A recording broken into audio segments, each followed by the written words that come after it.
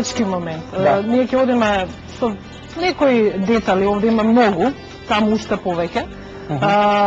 Значи, човечкиот елемент, како некој, конкретно вие, се чувствувавте кога видовте што се некој правил, односно до кои се ситници од вашиот живот евидентирал?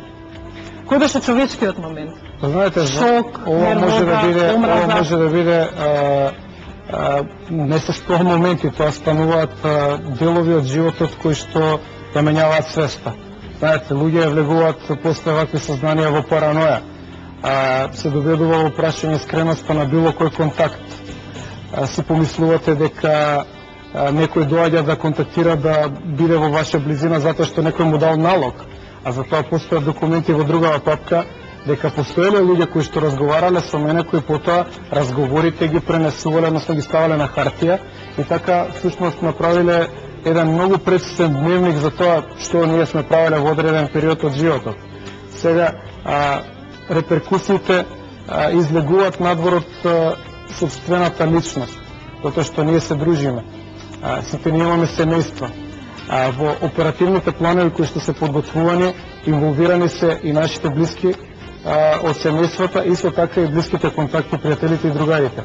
Така што е постапувано по многу линии во сите насоки и инволвираноста на апаратот едноставно зачудува. Што најмногу ве измести од место кога прочитав? Кој дел? Ете, апсолутно отфрлам дека некој може и смее било кого во Македонија да му води досие за македонски екстремизам.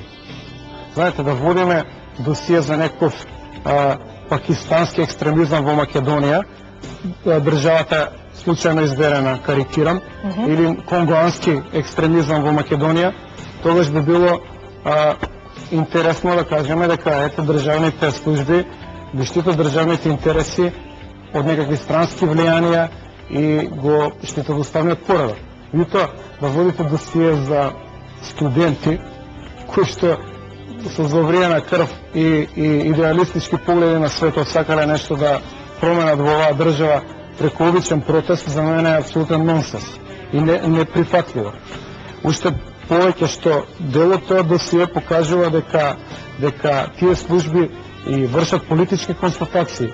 Значи, не се стручни, односно не се држат во доменот на својата област да ги утврдат безбедносните проблеми во државата, туку дават политички констатации и на крајот од досието, кога сум дерегистриран, всушност постоја многу индикативна реченица која што се вели дека се утврдени моите противуставни активности.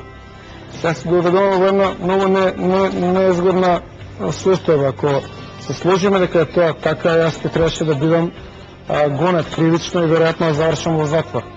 Но вие напротив, јас во тоа време бев веќе пратеник во парламентот на Република Македонија и мојата констатација е дека тоа досие, односно таа завршна белешка е излез надвор од противуставната и противзаконската позиција во која што се нашле тие луѓе, за да се извлечат, да го затворат тоа и да најдат оправдание зашто го работеле повеќе од година и половина.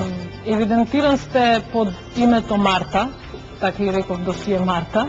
Веројатно под претпоставка почната е работата во март и затоа го добивате тоа уметничко име во случајов.